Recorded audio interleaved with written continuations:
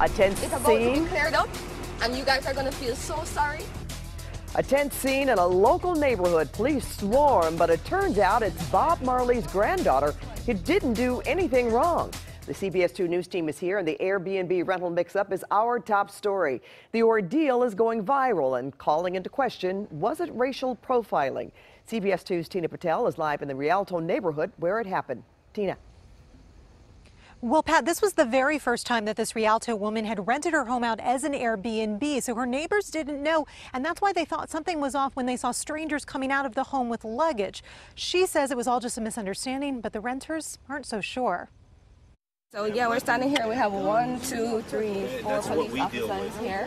Denisha Prendergrass posted this video on Instagram last Monday after police stopped her and her friends in Rialto. One of the officers explained why they'd been called. There's like 3 black people stealing stuff. Prendergrass, one of Bob Marley's granddaughters, had been staying at an Airbnb while attending a reggae music festival in San Bernardino. Airbnb host Marie Rodriguez says her neighbor called police because she didn't know the home had been rented out. How she explained it to me is she saw a group of young adults rushing in and out of the house in a very hurried manner. Rodriguez says there had been some property crimes in the neighborhood, so she understands why her neighbor was cautious. She tried to apologize to Prendergrass and was disappointed to see her social media post claiming the incident had to do with race. They're latching on to this whole racism thing, and because they're black, this is a diverse neighborhood. Prendergrass attorneys contacted Rialto police about pending legal action, but the department tells us their officers acted professionally. It was a very low-key contact. Nobody had their hands up in the air. There was no guns pointed. Nobody was put on the curb. They say they have to respond to calls of suspicious activity, but misunderstandings like this one can be prevented. If you're going to be renting out your residence for an Airbnb, to notify your city so get the proper licensing and let your neighbors know for sure. Now, Prendergrass manager says that they will be releasing a longer video of the incident tomorrow, and they don't want to do any interviews until then. As for Rialto police, they say the whole thing was caught on their officer's body camera, but because of the possible lawsuit, they don't want to release that just yet. We'll send it back to you. All right, thanks for that, Tina. And now breaking news. A big emergency response after a horse was electrocuted in Lakeview Terrace. It started with a transformer fire on Foothill Boulevard that sent wires down. There were horse riders in the area, and one of them went through water that was electrified. We're told the rider was not hurt. The power is now out for about 1,000 homes. A beating over a bird, and it's all caught on camera. This would-be thief takes quite a blow as the store owner stops him from flying out the door with an exotic pet. CBS 2's Crystal Cruz is live in Van Nuys, where police are still looking for this attempted bird napper. Crystal. Hi, Pat. This guy tried to pull a fast one here, but this store owner was fast on his feet. He ran out here, gave this guy a beat down, and this store owner is twice this man's age. Ran in, had the bag in his hand, put the bag over the bird's head. That's about, I think, where I lost my mind, and I grabbed the stick behind the counter. 68-year-old Lloyd Bremsett's adrenaline was pumping when he ran over to this much younger and heavier man who tried to steal a bird from his shop. And he had the bird, and I threw him against the window, and then he ran outside the store, and I hit him over the head with a stick and pushed him into the car. The little green macaw was tossed on the ground several times during the tussle that ended up down the street from Birds Plus in Van Nuys. And I like the animals. I didn't want it. That's the sweetest little bird, and I didn't want that bird to be on the street somewhere starving to death. Police are concerned about this guy's action, fighting a senior citizen who proved age is nothing but a number when Lloyd ripped off the guy's hat and sweater. And it's pretty dangerous. The employee could have been hurt in the process of trying to stop this person from stealing the bird. The attempted bird napper left with only a beating, and the bird was saved. Lloyd doesn't want this bird brain in his shop again. Stop robbing places. And the little bird was saved. That bird's worth more than $1,000. So when this suspect is caught, he could face a felony charge. And I heard someone earlier say this guy could turn out to be a jailbird. I'm Crystal Cruz, live in Van Nuys tonight. I'll send it back to you, Pat, in the studio. All right, thank you for that, Crystal. A search for a gunman tonight after a deadly shooting in Highland Park. Witnesses tell police someone in a white Honda with tinted windows fired 2 or 3 shots at a man and then took off. It happened on Avenue 52 near Monte Vista. Apparently, the victim tried to run but collapsed and died on the sidewalk.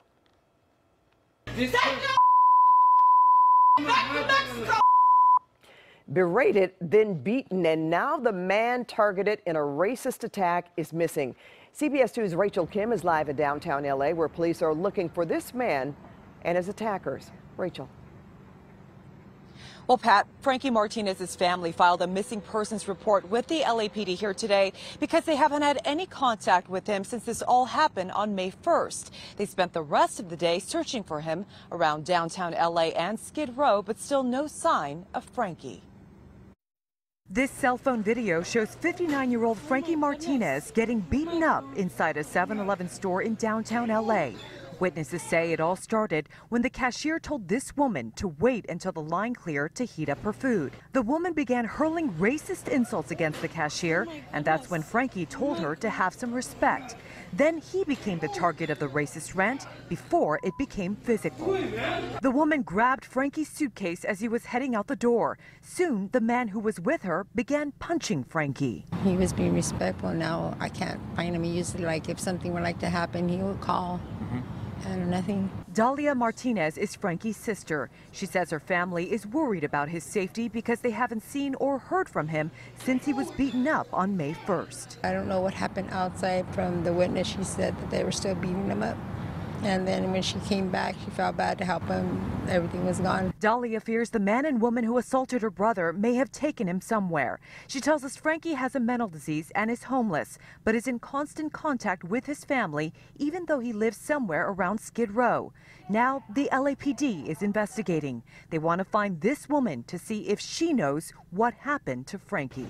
And especially what happened, he would have called us. The LAPD is looking for security video from outside the 7-Eleven for any clues. If you have any information or have seen Frankie, please call the LAPD. Pat, back to you in the studio. All right, thanks for that, Rachel. And breaking news tonight, a Democratic champion of the Me Too movement gets swept up in his own abuse scandal. CBS2 political reporter Dave Ryan is here with details on how his denials quickly turned into a resignation. In just hours. A lot of folks here may not know Eric Schneiderman, but take my word for it. He was headed for bigger and better things. Not anymore. He was a rising star in New York State politics, seen as an aggressive defender of law and order and the Me Too movement. And tonight, the career of New York State Attorney General Eric Schneiderman has crashed and burned. Just 3 hours after a report in The New Yorker in which 4 women said they were choked and punched by him, he called it quits. 2 of the women went on the record with the New Yorker magazine. They said they had been choked and repeatedly hit by Schneiderman, another slapped, and a 4th telling a similar story. All were said to have romantic relationships or encounters with Schneiderman. 2 came forward because they say they wanted to protect other women. The article says they alleged Schneiderman repeatedly hit them, often after drinking, frequently in bed, and never with their consent. Schneiderman quickly responded in a statement saying, "In the privacy of intimate relationships, I have engaged in role-playing and other consensual sexual activity. I have not assaulted anyone. I have never engaged in non-consensual sex, which is a line I would not cross." The company's management was complicit. In the midst of the Me Too movement, Schneiderman sued Harvey Weinstein's company for alleged civil rights violations. Weinstein, of course, has been accused of sexual misconduct by dozens of women. They knew how pervasive it was, and not only did they fail to stop it, they enabled it and covered it up. We have never seen anything as despicable as what we've seen here. Now Schneiderman's facing his own scandal. According to The New Yorker, Schneiderman warned one of his accusers he could have her followed and her phones tapped. And both women said he threatened to kill them if they broke up with him. Well, as we said, Schneiderman resigned late tonight, saying, "While these allegations are unrelated to my professional conduct, they will effectively prevent me from leading the office's work at this critical time." Pat, back to you. All right, thanks for that, Dave. Well, tomorrow morning, we will know if President Trump plans to pull out of the Iran nuclear deal. He says he'll make an announcement by 11 a.m. Pacific time. The president has railed against the deal ever since it was struck, calling it the all-time worst. But tonight, Countries who crafted the deal with President Obama are urging the president to stay in it. They're urging him to take a side deal that addresses his concerns. We think we can fix all that, working with our European friends. We think we can be tougher on Iran, but not throw away the heart of the deal. Iran's president says even if the U.S. pulls out, the deal will still be good with the rest of the countries that signed it. Now, 2 new cracks in the earth in Hawaii tonight, spewing 2,000-degree lava high into the air. Dozens of homes have been destroyed, and more than 1,000 people are still under orders to evacuate. CBS 2's Tom Wade is live in our newsroom tracking the developments. Tom. And Pat, geologists say this eruption is still going, and there is no timeline yet as to when it will end. Molten lava spewing from underground continues to torment the area around Leilani Estates on the Big Island. Surreal images show the slow and unstoppable flow. A car parked on the side of the road was devoured by lava. A time-lapse camera shows the fiery blob envelop the abandoned Mustang. So far, dozens of homes have been destroyed. At least 1,700 people have been evacuated. I remember telling myself, this may be the last time I come back. And if it is, that's okay. Video from Paradise Helicopters shows the widespread damage caused by the fissures. Along with the lava came high levels of toxic sulfur dioxide gas and hundreds of earthquakes, which continue to rock the area. Kilauea has been in a constant state of eruption since 1983. The most recent eruptions were caused in part by the collapse of a crater that was filled with lava. When it caved in, the lava traveled along a hose-like tunnel underground called a lava tube, where pressure built up and formed cracks that burst, spewing lava hundreds of feet into the air. Kalana Kilaloha left California because of the wildfires. He built his home on the Big Island, which may now be in the path of molten lava. I was going to raise my daughters here, but doesn't look like it's going to turn out to be the scenario we hope. Kilauea is one of the world's most active volcanoes, and this latest eruption has now been going for a week. Pat, back to you. Thank you, Tom. Breaking news, the suspects in a frightening convenience store robbery in Garden Grove are behind bars. They hit a 7-Eleven store on Nelson Street overnight, but were arrested tonight nearby. CBS 2 Orange County reporter Stacy Butler is live in Garden Grove. Stacy. Pat, it was a tip from a news viewer that led to these guys' arrest a couple miles away. This is the 7-Eleven that they targeted early this morning. Take a look at the security tape. It all happened just before 1 a.m. Police say that one guy walked in, pretended to buy a bottle of water, had some stolen items in his pocket. The next thing the clerk knew, the other guy pulls out a gun, points it right at him, and demands cash. The other guy jumped over the counter, got away with a handful of money. Those two guys were out about. They got away in a silver Honda, but that's not the car that police found them in tonight. They found them in a red SUV, and we're told that detectives right now are going through that SUV looking for any clues.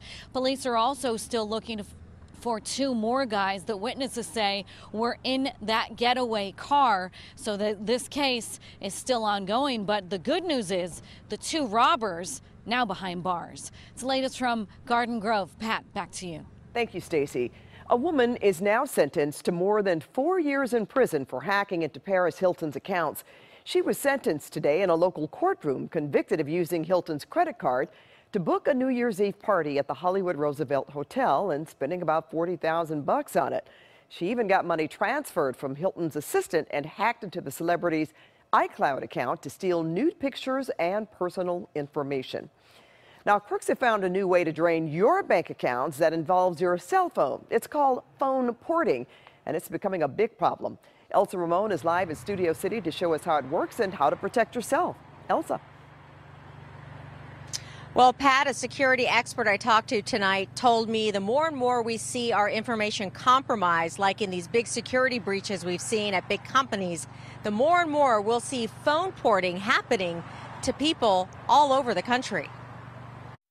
The more security breaches, the more you're going to see port scamming on the rise. Former federal cybercrimes prosecutor Hemu Nigam says porting has been around for a few years, but never has it been more prevalent than now. Massive security breaches like at Equifax and Target have given criminals more material to work with. I got a text from my wife, "Did you buy a car on Zelle last night for $2,000? I'm like, "Not me." And we knew something was wrong. Bill Stillwell noticed his phone wasn't working. He found out the hard way he had become a victim. They've stolen my cell phone number, and technically they are me, because that's what we use to prove our identity these days, our cell phone. It's called phone porting. A crook uses your stolen personal information to transfer your cell phone number to a new phone, which they possess. Once they have your number, crooks assume your identity and have the bank send a new password that gives them access to all of your accounts. That verification code the bank sends goes directly to the scammer. In Stillwell's case, the crooks were able to withdraw $4,000 from various accounts. They can essentially rob you or rob your bank account without ever actually having to step foot inside the bank branch to do that. To avoid phone porting, experts say you should attach a PIN number to your cell phone account. Choose strong passwords and change them frequently. Act quickly once you notice fraud to stop withdrawals. If your phone all of a sudden says you can use it for emergency calls only, something is absolutely, completely wrong. Some of the larger cell phone carriers are already starting to warn their customers to what to look out for if this should happen to them. But in the meantime, if you haven't received that call, don't wait for it. Be proactive. Call your cell phone carrier and find out from them what you need to do so you don't become a victim of phone porting. Pat, back to you. All right, good advice there. Thank you, Elsa. Boy, what will they do next, huh, Garth? Yeah, I know. At $1,000 a phone, you figure, why should I do all this? You guys fix it. I would think. Right? Wow, Pat, right? I know, because Pat and I are always like this, trying to figure things out. Hey, good evening, everybody. Pat, what a day today, right? It was warm out. Yeah, it was really, really nice. So we're down towards Long Beach right now. I still have some friends in from Germany that are just loving it, and it couldn't have been a nicer stretch. One more day for them, but boy, we have some warm temperatures for a couple of more days. So if you have people in from out of town, they got to just be rocking it. It's beautiful. 61 degrees right now. Winds are calm. We're getting a few clouds throughout the area. 68 San Bernardino. Still nice out there. 66 Riverside. The OC coming in at around 62, 56 Oxnard, and 68 up into the high desert. So we made it up to 76 today. Warmed up beautifully. A couple of degrees above normal. High pressure still building in. This low will eventually start to cool us down, but it's going to take a couple of days. Before then, the high continues to situate itself over us. And as it does, the temperatures continue to go up tomorrow. A little warmer. Inland will look for 87 to 93, including up into the high desert. That's about 8 to 15 degrees above normal. Please watch your animals. Make sure your dogs are good. Don't leave them in the car, please. Warm start to the week. Gradual cooling will come as we slide towards the latter part of the week. So let me show you the 7-day. Tomorrow at the beaches and Wednesday and Thursday, real consistent. We'll get some morning clouds. I think we're going to start to pick up more clouds Friday into Saturday. That's when the temperatures will come down just in time for Mother's Day. Now for downtown and the OC, 79, 79, 78 all the way through Thursday. Then we'll start to come down Friday and Saturday as we pick up some more overcast. Then we stay about normal all the way out through Monday. Now the valleys tomorrow, though, right around 90 degrees through Wednesday. Then we'll start to back it off as we go Thursday, Friday, Saturday, and Sunday. It looks like a great weekend for Mother's Day inland. For the Inland Empire, 88, 90 on Wednesday, 85 on Thursday. Look at that. Beautiful as you get towards the weekend for the IE. High desert's going to pick up a little bit of wind. Same for the mountains as we probably go Thursday into Friday. Those will be these westerly winds on shore. So the high desert's 93 tomorrow, 90 on Wednesday. Then we'll break loose of that and drop into the low 80s by the time we get to Saturday. Now the mountains looking really nice. Beautiful at night, 79 during the day, 80 on Wednesday, and we'll back off to 73 on Friday and Saturday. And Pat, you know what that means when it gets warm like this? I'm in Chucks with no socks. Good to go. See ya. Yeah, see ya. All right, Garth. The Disneyland Resort is hosting Pixar Fest. Be sure to watch CBS2 News from 4:30 to 7 tomorrow morning. We'll reveal your secret code word so you can enter to win a 4-pack of tickets. And still ahead here, how a new app is helping busy moms build new friendships. Plus, 3 Billboard star Frances McDormand puts on quite the show at the Met Gala. What does she have on? See the other one-of-a-kind looks, too. And the Cavaliers looking for a sweep of the Raptors tonight in Cleveland. Jim Hill has details later in sports and tonight on The Late Show with Stephen Colbert. Guests include the Big Bang Theory star Jim Parsons, just 3 days away from the hit show's season finale.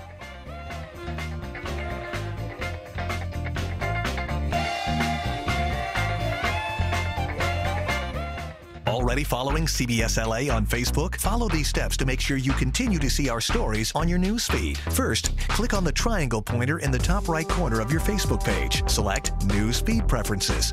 Then click Prioritize Who to See First and select CBS LA.